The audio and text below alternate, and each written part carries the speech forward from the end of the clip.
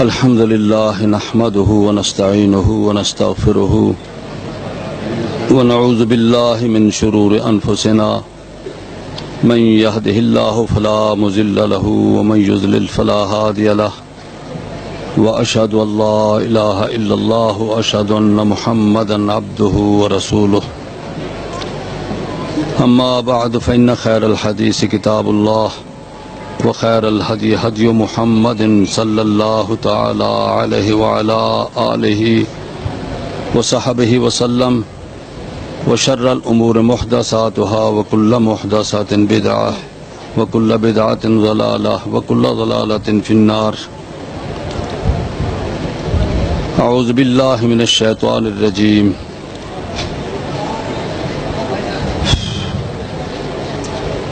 لقد كان لكم في رسول الله أسوة حسنة. حمد و ثنا اور بے شمار درود و سلام کے بعد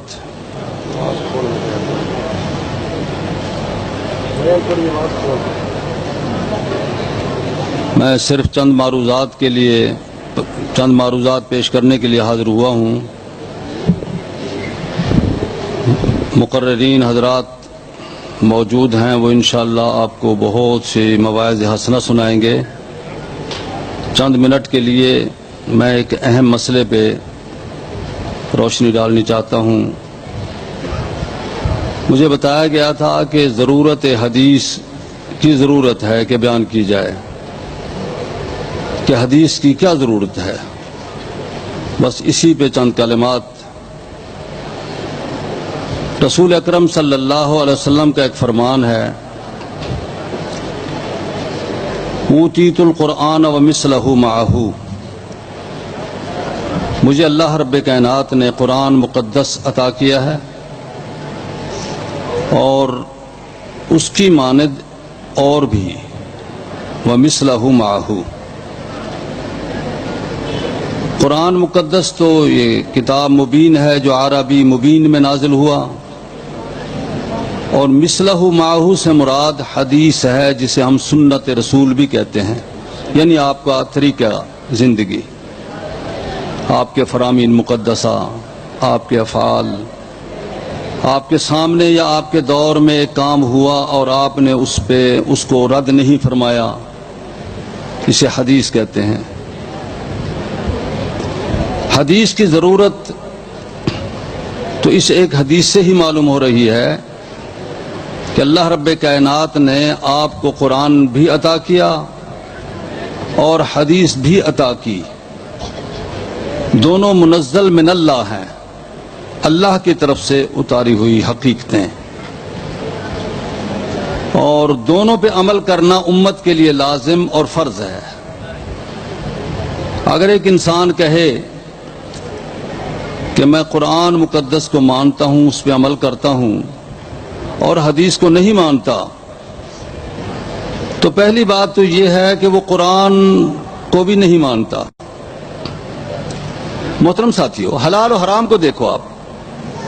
قرآن مقدس نے حلال و حرام کی بہت سی حیثیتوں کو ظاہر کیا ہے.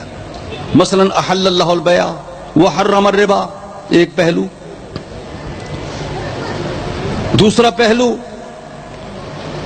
انکحہ کا، یہ بتایا کہ فلاں سے نکاح نہ کرو، فلاں سے نہ کرو، فلاں سے نہ کرو، فلاں سے نہ کرو. احل لکم ما وراء، اس کے علاوہ عورتیں حلال ہیں کہ ان سے نکاح کرو.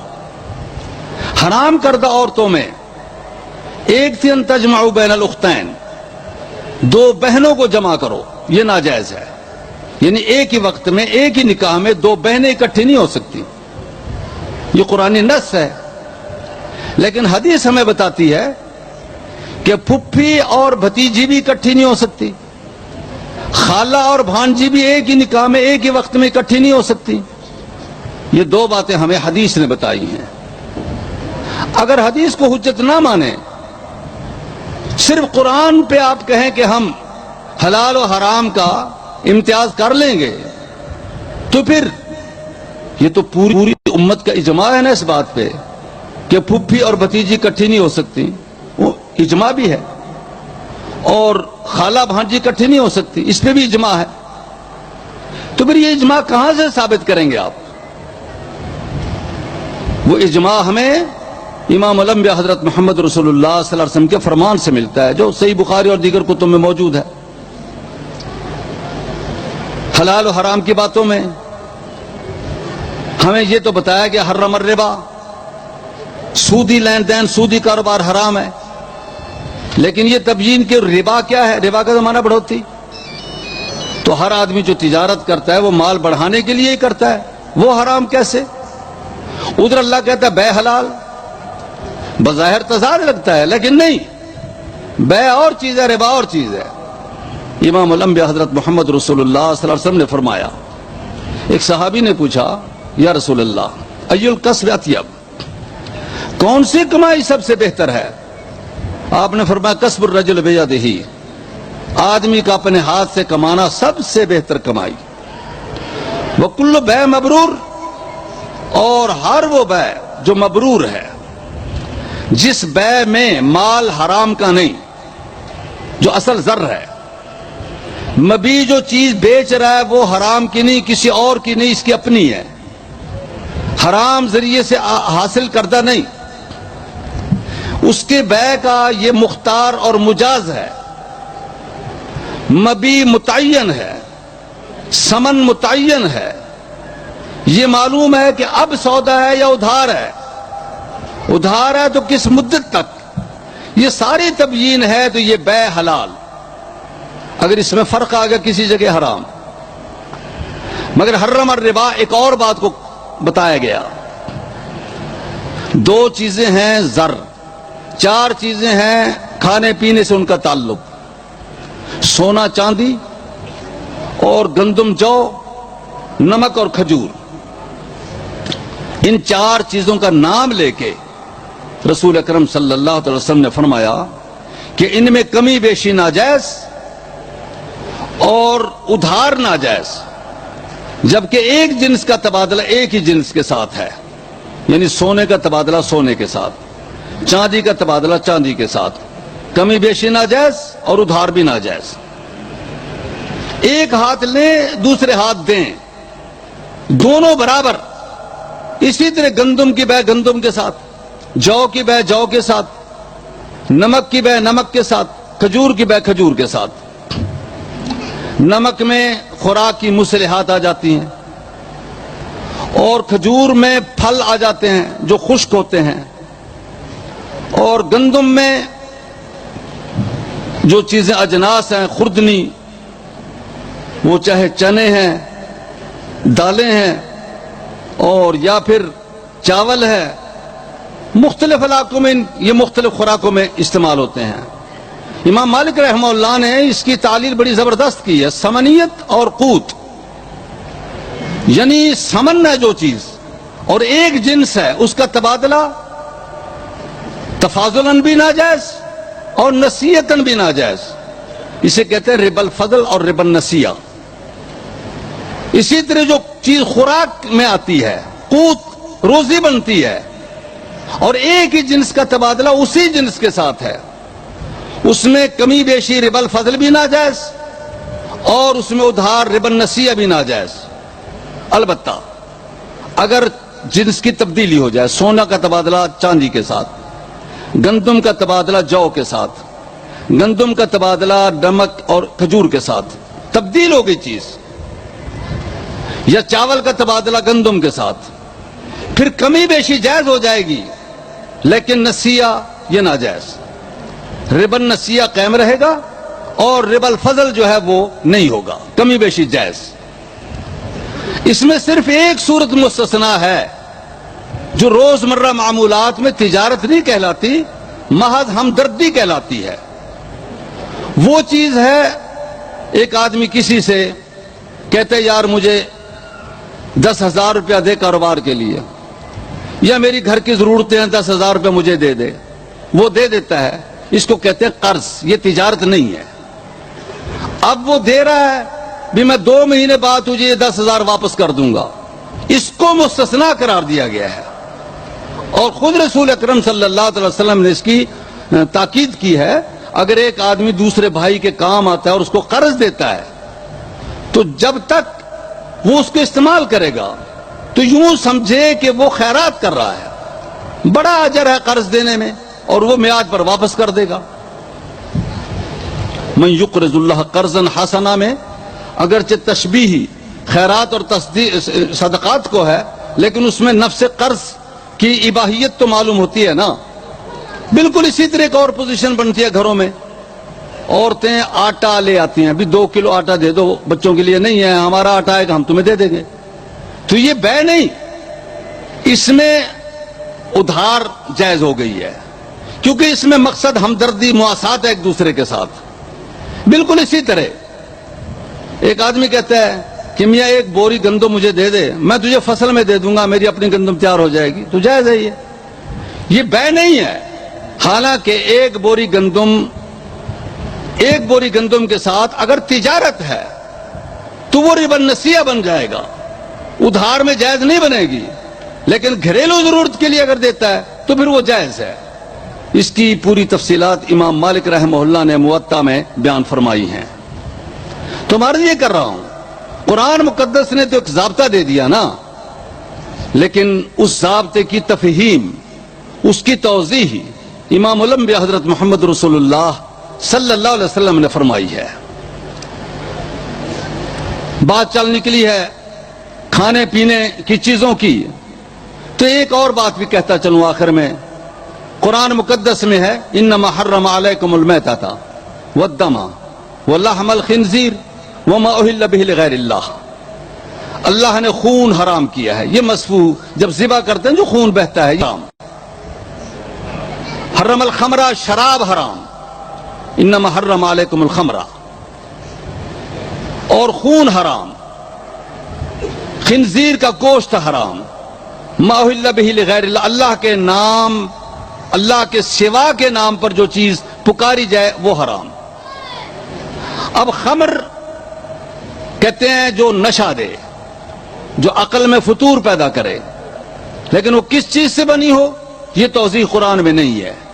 یہ امام الانبیاء حضرت محمد رسول اللہ صلی اللہ علیہ وسلم نے فرمایا کل مسکر خمر، ہر چیز چاہے وہ گندم سے بنے، چاہے وہ انگور کی بنے، کھجور کی بنے، چاولوں کی ہو، شہد کی بنے، گنے کے رس کی بنے، گڑ کی بنے، کسی بھی چیز سے اگر شراب کشید کرتے ہیں تو وہ سکر پیدا ہو جاتا ہے تو وہ حرام ہے۔ کل مسکر خمر، وہ کل مسکر حرام، ہر نشہ دینے والی چیز خمر ہے اور ہر نشہ دینے والی چیز حرام ہے۔ یہ تبیین کی ہے امام الانبیاء حضرت محمد رسول اللہ صلی اللہ علیہ وسلم نے۔ اسی طرح دم، خون بہنے والا یہ حرام، اور خنزیر کا لحم یہ بھی حرام۔ خنزیر کا صرف گوشت ہی نہیں بلکہ اس کے سارے اجزاء حرام ہیں، اس کی ہڈیاں، اس کے بال، چاہے خنزیر کے بالوں کے یہ برش بھی کیوں نہ بنے ہوئے ہوں، دانتوں کو صاف کرنے والے، ان کا استعمال بھی حرام ہے۔ اس کی ہڈیوں کی چیزیں اگر بنی ہیں وہ بھی حرام ہے، اس کے چمڑے کے اگر بٹوے اور یہ چیزیں بنی ہیں تو یہ بھی حرام ہے۔ اسی طرح ما اہل بہ لغیر اللہ۔ اچھا یہ تو صراحتاً نصاً 4 چیزیں ہمیں بتا دی گی حرام ہے، حدیث نے ہمیں کچھ اور چیزیں بھی حرام بتائی ہیں جو قرآن نے نہیں بتائیں۔ مثلا گدھا حرام ہے، ان اللہ ورسولہ یحرم، اللہ اور اس کے رسول نے حمر اہلیہ کو حرام قرار دیا ہے، یہ اس کے خیبر کے موقع پہ صحیح مسلم اور دیگر کتب احادیث میں روایت موجود ہے۔ گدھے کی حرمت قرآن میں نہیں ہے، گدھے کی حرمت حدیث میں ہے۔ جو حدیث کو حجت نہیں مانتا تو پھر اس کو یا گدھا کھانا چاہیے یا گدھے کی حرمت بتانی چاہیے کہ کہاں سے وہ لیتا ہے۔ اسی طرح رسول اکرم صلی اللہ علیہ وسلم نے فرمایا وہ جانور جو درندے ہیں اور نیش ہیں، ان کے پھاڑنے والے درندے نیش والے وہ بھی حرام۔ نہا رسول اللہ صلی اللہ علیہ وسلم ان کل ذی ناب من السباع، یہ بھی حدیث نے ہمیں بتایا، جس میں کتا آتا ہے اور یہ شیر، گیدڑ آتے ہیں، لومڑی، اور اسی طرح چیتا، گیدڑ، یہ تمام جانور جو ہیں، درندے، نیش والے، یہ حرام ہے، اس لیے کہ اللہ کے رسول نے ان کو بتایا حرام۔ تو اس سے بھی آپ اندازہ لگائیں حدیث کی کتنی اہمیت ہے۔ دین کا مکمل یعنی تشریعاً نصف حصہ اور توضیحاً تو مکمل دین حدیث کا محتاج ہے، قرآن مقدس حدیث کا محتاج، اور یہ احتیاج اللہ نے خود بنائی ہے۔ لِتُبَيِّنَ لِلنَّاسِ مَا نُزِّلَ إِلَيْهِمْ فرما کے يُحِلُّ لَهُمُ الطَّيِّبَاتُ وَيُحَرِّمُ عَلَيْهِمُ الْخَبَائِثَ، وہ چیزیں جو انسانی مزاج کے موافق ہیں ان کو حلال بناتا ہے، اور وہ چیزیں جو انسانی مزاج کے خلاف ہیں ان کو حرام بتاتا ہے۔ کون؟ امام الانبیاء حضرت محمد رسول اللہ صلی اللہ علیہ وسلم۔ یہ قرآن مقدس نے آپ کا منصب متعین کیا ہے۔ آخری حدیث بیان کرتا چلوں، رسول اکرم صلی اللہ علیہ وسلم نے فرمایا کہ یہ پرندے جو ہیں جو پنجے میں پکڑ کے چیز کو نوچتے ہیں یہ حرام۔ نہا رسول اللہ صلی اللہ علیہ وسلم عن ذی مخلب من الطیور۔ اب اس سے پرندے، ایک ایک پرندے کا نام نہیں بتایا گیا کہ وہ حلال ہے، وہ حلال ہے، وہ حرام ہے، وہ حرام ہے، ایک ضابطہ دے دیا گیا۔ وہ ضابطہ ساتھی یاد کر لیں، وہ پرندہ جو چیز کو پکڑ کے، روٹی ہے، کوئی جانور ہے یا کوئی کھانے کی چیز ہے، اسے پنجے میں دبا کے اپنے منہ سے نوچتا ہے، وہ حرام ہے۔ جس طرح شاہین ہے، شکرا ہے، باز ہے، یہ سب پرندے درندے یہ اسی طرح کرتے ہیں۔ کوا ہے، چیل ہے، گدھ ہے، یہ چیز کو پنجے میں دباتے ہیں پھر نوچتے ہیں، لیکن جو پرندے اس طرح نہیں کرتے وہ حلال ہیں۔ جس طرح یہ چڑیا ہے اور یہ مرغی ہے، یہ اس قسم کے جتنے پرندے ہیں جو دانہ چگتے ہیں، اپنے چونچ کے ساتھ اٹھاتے ہیں، پاؤں میں پکڑ کے پھر نہیں نوچتے، تو وہ حلال ہیں۔ یہ ساری بات ہمیں کس نے بتائی ہے؟ حدیث نے بتائی ہے۔ تو اللہ نے تو ایک عام اصول ہمیں دے دیا، لقد کان لکم فی رسول اللہ اسوۃ حسنہ۔ اللہ کا رسول، ان کی زندگی مکمل تمہارے لیے نمونہ ہے۔ اللہ سے دعا کریں اللہ رب کریم ہمیں راہ راست پہ چلنے کی توفیق عطا کرے۔ واخر دعوانا الحمدللہ رب العالمین۔